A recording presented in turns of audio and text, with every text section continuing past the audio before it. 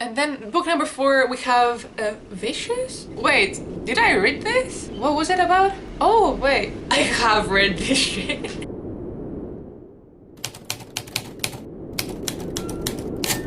Hello, my name is Fenarete and this is what I read in September. I have to apologize for my mood. I really don't feel like filming at all. I'm back in England from what you can tell. I'm extremely depressed about it. Oh my god, I don't want to cry already. Oh my god. I'm very sad that I'm here. And I'm gonna be back in Greece in a year, which hurts. Homesickness, I don't wish it upon anyone, it's very hard anyway. So yeah, you have to deal with a worse background, but just trust me, I'm more sad about it than you are. And it's raining outside and the sky is white and it's autumn, so the books that I'm picking to read are a bit more autumnal in feeling, but there's nothing spooky about them. I'm very easily spooked out, so I don't ever read any real horror, but I'll read horror that's written for kids and I'll get like equally spookified. Is that a word? Let's make it one. So I read 6 books in September, well technically 5, if we want to be like fair about it, but I did start a book at the end of September and I finished it like in the 2nd of October, and I decided to count it because it was one of my favorite books I've ever read in my life, and I want to talk about it now that it's recent in my memory, because it's one of those books that made me super emotional, and oh my god, I'm pretending like it's a hard thing for me to get emotional, but whatever. Okay, so let's begin. The first book I read in September was an audiobook production which felt like it had like sound effects and everything, and it was called Romeo and Jude, and it is about a middle-aged divorced Englishman who plays the role of Romeo on a play and falls in love with a young 19-year-old who plays the role of Juliet. And it's a huge scandal that inspires a lot of violence from the family of the guy that Jude, who plays Juliet. It's kind of like, how would a Romeo and Juliet be if they were gay and in present day? So I don't really remember much of it. I didn't particularly enjoy listening to it, but I wanted to finish it, so I didn't DNF it. It was not bad. It was a very good production, but I don't really recall much of it. I remember some vivid images, but because it was all dialogue and no narration, you know, it doesn't really even feel like a book. I don't even feel like I should include it, but it exists on Goodreads, so I'm assuming it's a book that I've read, so shut up about it, okay? Second book of September was the biggest disappointment I've ever felt. Oh my god, was I hyped for this book beyond imagining. Like, I was too hyped for it, and that's why I never want to read new releases. I don't want to do it. I'm sorry, there's too much traffic outside, there's nothing I can do about it. I will never read new releases again until I have people who I trust give me a freaking review. Let's talk about the premise, because the premise itself is like, oh my god, everybody wants to read it if they just read the premise. So this is a magical realism book about a Latinx family, and the protagonist is a trans boy who wants to prove his gender to his family, so he tries to complete a ceremony that all boys go through when they become adults, like when they're 16. In his attempt, he summons a ghost of like a neighborhood bad boy with like a leather jacket as a premise. Oh my god, what a premise. So interesting. So like a trans guy and like a ghost that's a bad boy. The book, I think, for me, in order to enjoy a book, like the one aspect that always has to exist is good writing. If a book has bad writing, I immediately will not be able to enjoy, even if the plot or the characters make up for it. If the writing is visibly, like I can cringe while reading it, it's bad for me. So this book had terrible writing for my taste.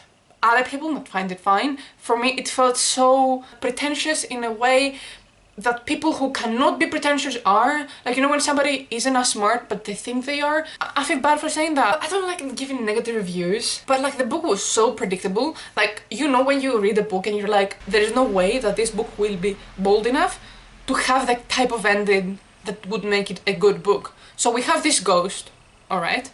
Ghosts are of dead people, alright? So what would be a great ending? A tragical one, right? And then, the worst thing anybody can ever do when writing a book that has death in it, do fake out deaths. We had that happen twice.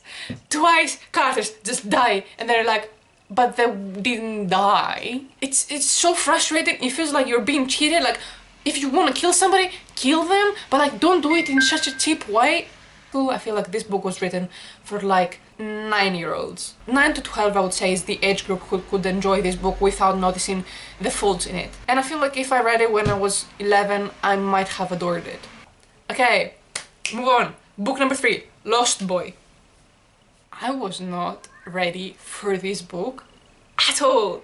Oh my god, I was not ready. Peter Pan means everything to me. Peter Pan is my childhood, he's everything, he was my first love. I love him, I worship him. I worship Peter Pan, okay? So this book is about him being a villain, and it's like a twisted story written by Christina Henry, and like, you know, when I mention the writer, that is for a good reason. This book is exceptionally well written, to the point that I went up and looked her entire bibliography and I was like, I need more. Her voice is incredible. The book is so well written. I just looked at like my notes and in capital letters it's like so well written, which is incredible. It had such a lyrical feeling to it. It really knew how to break your heart, and it was more graphic than I expected. So if you're looking for like a horror type of book, but you're too afraid of horror, I would 100% recommend it. Oh my god. The horror elements were very grounding for the story. It really gave it like this amazing effect of realness. I love this book a shameful amount, considering that it assassinated my favorite character ever. To anyone who reads this book, I would say that it's like the best book to read in companion to Tiger Lily, because it's like the complete opposite. Like in one you see Peter Pan as the most like psychotic, psychopathic villain, and in the other one he's like the purest boy in the world, the kindness, sweetest little human. You've seen the difference in these two characters, one that you completely hate him and the one that you completely worship him, and maybe like the opposite as well, because there's moments in this novel that you love Peter Pan, and there's moments in this one that you are angry at him, so it's like you worship him no matter what. And maybe that's just a personal thing, because Peter Pan, you know. I was completely overwhelmed by this book. I didn't feel well. I feel like I will forever be haunted by this version of my favorite hero, which is such a dark and menacing... What does that word even mean? I felt like using it. Okay. A huge praise needs to be given to the writer who made somebody like me, the biggest Peter Pan fan on the planet, to like hate him and want him to lose. There is gonna be a new segment. Every time that I read a book that I really like, I will also add some quotations to maybe convince you and give you the vibe of the story so you can read it as well. So I have 2 different quotes that I want to give you from this book specifically. So one of them is, I only wanted them near me because I loved them. Though, of course, it was because I loved them that Peter had to take them from me. Okay, that was number 1. And then we have one more quotation to maybe give you more of the vibe. Was this, I wondered what it felt like to be grown up? Did you always feel the weight of things on you? Your cares pressing you down like a burden you could never shake? No wonder Peter could fly. He had no worries to wet him down to earth. Oh my god. And then book number 4, we have Vicious? Wait, did I read this? No, I haven't. Wait, what was it about? Oh, wait, I have read this shit. Oh my god. Okay, this book was so formulaic, it was embarrassing. Like, if I was the writer, I would feel embarrassed. And like, it had one of the most disgusting male narrations. No, the most disgusting male narration I've ever read in my life. I hated how crude and dirty the protagonist's mind was. He was completely disgusting. I was really put off by his narration, which made him not want me to ship him with the protagonist. And even when he would do something sweet, in my brain I would be like, but how is he interpreting this in his own brain? Because it cannot be sweet at all, because he is disgusting. And we have one of those tropes that haters to lovers kind of romance, that, oh, they hate each other, but now they have to work together, and like, oh, romance is gonna happen because it has to. Like, oh my god, it was so terrible. It was trash, honestly. What do I even remember? Oh, and obviously he's like a billionaire, obviously, like, duh. And I was disappointed because Chandler loved it. I trusted her. It's fine. I feel completely like betrayed. Book number 5. The Graveyard Book by Neil Gaiman. So, I've never read anything by this author, but I know he's the one that wrote that creepy story that is a movie as well. But I didn't know anything about him apart from the fact that I've heard that he's a very good writer. And oh my god, did he just prove himself tremendously much, and like immediately I didn't even need to hesitate to be like, oh yeah, this is gonna be a good book. It was just very well written, like a very amazing writing style, which makes me now feel like, okay, what else have you written, dude? I like it, I dig it, I'll read more. It is so rare to find a book that's not just well written, but like greatly written. Sometimes popular books have like more interesting plots than they have thought out writing. If a book doesn't have enough quotations that get stuck in my brain, I don't appreciate the experience. This book had that. Exactly, it had so many quotations. I had this quotation in my mind and I thought I heard it somewhere else. I thought I just heard it from like a therapist, and I kept thinking about it, and I kept like, when I was reading the next book, I kept thinking of that quotation and how like true and relevant it is to everyone's lives and everybody who experienced depression. And like, now that I was looking for what quotes to showcase to make you read this book, this is one of the quotes that I'm gonna showcase because I just found out that it was from the book. It's insane, it's incredible, and it's so wise. I love books that are like in the surface for something like so normal, and like they build on it so much that you learn a lot from it. So the Graveyard Book is about basically an assassin gets into the house to kill the entire family, but the toddler runs away by accident, like just randomly, and he runs into a graveyard, and as the assassin is looking to kill the kid as well, the ghosts of the graveyard confuse him and send him away, and they decide to raise the kid as their own, and we see this little boy being raised in a graveyard, which by itself, wow, the vibes, spectacular. But then the book becomes so real to life. It's refreshing to feel like I've grown even just a little bit by reading it. So let me give you some of the quotations, and I'm gonna give you a lot. It doesn't mean that it's better than the other one, it just means that I happen to want to talk about more quotations, okay? Face your life, it's pain, it's pleasure, leave no path untaken. You're always you, and that don't change, and you're always changing, and there's nothing you can do about it. It's like the people who believe they'll be happy if they go and live somewhere else, but who learn it doesn't work that way. Wherever you go, you take yourself with you. So yeah, this book was amazing. It might look like it's middle grade, but it's not. It's like an exceptional book. You should read it. Read it, read it, read it. Okay, the last book I read in September, which happens to be now one of my favorite books of all time, is The Outsiders by S.E. Hinton. This book is a classic that I've known of. I was afraid of reading it because, you know, with classics, sometimes you're like, maybe it's not gonna be as good. Booktubers should be talking about this book because without it, there would be no YA literature. She created the path for everybody after her to write books for young adults. This book is so influential because it created the YA genre of literature. Can you even imagine a book having so much power that it creates a genre for a whole generation of people to get books that are targeted towards them and for them? It's amazing to see how influential it was, not only for the people that read it, but for the market as well. It's incredible how many books wouldn't exist if this hadn't become as successful. And it is a story about a group of outsiders, kids that are from poor areas, against people who are rich and from the wealthy areas of like the same town. And it deals with so many heartfelt issues. It's about a family of boys who've lost their parents in a car crash, so now the 20-year-old oldest brother has to raise the 16-year-old and the 13 to 14-year-old little kid, and he has to become a parent, and he has to have two jobs in order to support themselves, and they are afraid that if something happens and if they continue to get into trouble, the kids might end up in a home. The novel is narrated by a 14-year-old, and it reads that way as well. If you told me how I pictured this older brother while I was reading it, it was a combination of like Marlon Brando, how he looked in like A Streetcar Named Desire, in combination with Patrick Swayze in the adaptation of The Outsiders. Like, that's how I envisioned him,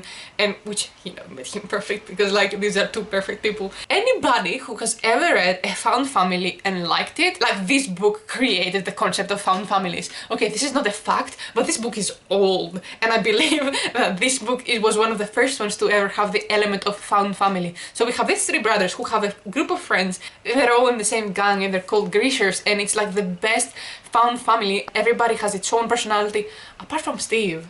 Steve doesn't really have a personality. He does, but like, he doesn't really matter that much. But apart from Steve, who is portrayed by like Tom Cruise in the film. Ah, by the way, I might be mentioning the film, but I don't recommend it. It's not a good film. Although it was directed by the same guy as The Godfather, it was poorly written. It's like it missed everything that was good about the book. That's why now it's my goal in life to one day be able to make an adaptation of this novel into film or a limited TV series, because it means so much to me. I was crying throughout. One of those books that put me into like a book hangover. I don't want to read anything else at the moment. Like, I finished reading it and then I kept listening to the last chapter again and again because it had one of my favorite elements of the story, something that I find completely and utterly brilliant. The concept of a story coming full circle. This story comes full circle in a way that I've never experienced before in a book, and it's completely poetic and lyrical and magical and dreamlike, and the book ends and it's like a stab to your stomach, and you love these characters so much, you know them so well. Ponyboy, his brothers, his friends, it's so tragic, and what makes it even more emotional, it's that this story could be real. It's about kids who are never given the right opportunity and take the right path in life to make something of themselves. And you see how important it is to the characters that Ponyboy makes something of himself. It's such an emotional story, and it really strikes you in a very profound way. When I finished reading the book, I was on my way to work and I was in the bus, and like silent tears were streaming down my face and I couldn't breathe, and like I was utterly overwhelmed. These characters feel real, my love for them is immense, and I hope more people start talking about them, because this book is so important and it needs to have a new wave of popularity, because although it has sold over 10 million copies, I don't see anybody talking about it in recent years, and I feel like everybody should, because this book could save lives. Let me give you one quotation from the book, one of the core messages of the book. 16 years on the streets and you can learn a lot, but all the wrong things. Not the things you want to learn. 16 years on the streets and you see a lot, but all the wrong sides, not the things you want to see. That's so amazing, and it really rings true to all the kids that never get a second chance. And I live in a very rough area in England, one of the roughest ones, and I see all of those kids around me. I see them, I work with them, and now I work at the warehouse and I see all those people that have like lost their path, and it feels bad, it feels truly bad, and I wish people had a better chance in life. And that's why literature is so important. Books can change and save lives, and it's important to always highlight which books have this kind of impact, and I feel like this is one of those. And everybody should read it, and everybody should buy it as gifts to younger people who are in their families, because it's such an important book and I loved it tremendously much. So these were the books that I read in September. A good way to always know my opinion about books is by following me on Goodreads, so please check out my Goodreads. Everything that I've said right now exists as reviews there, so please stay updated, please follow me, nobody else does. Can you just please do this for me? Thank you. Apart from that, another call to action. If you liked this video, can you please check out everything else? Or if you don't know if you need to commit, there's some playlists that exist in my channel with all the books I've read, some vlogs that I have, some video essays, so check them out if you're interested. Comment down below any controversial opinions you might have about the books that I mentioned, because my opinion is right and yours is wrong. That's how opinions go. I'm joking, obviously. Please don't hate me, Jesus. This was everything. Sorry, this was such a mess. I really don't feel like filming at all. I've been postponing it for so long. I'm very unhappy here, but whatever, life is good. I'm moving on. Thank you so much for watching. Have a great day. Bye! Life update. Basically, I have started working at the warehouse. I wake up at 4 AM every night to get to work, and I return home at 7 PM, and I need to be at bed by 8. So if I don't have enough time to watch your videos, it's nothing against you. I'm just very tired. I'm just very tired. So I'm sorry if it gets me longer to get into your videos. I promise I will. Thank you for your understanding. Also, this is a new camera, and by new, I mean much older. This is the actual camera that I used to film my first short films ever to get into film school. So it's super old. I hope you didn't notice. I hope you didn't notice. Please tell me you didn't notice. Thank you. Bye.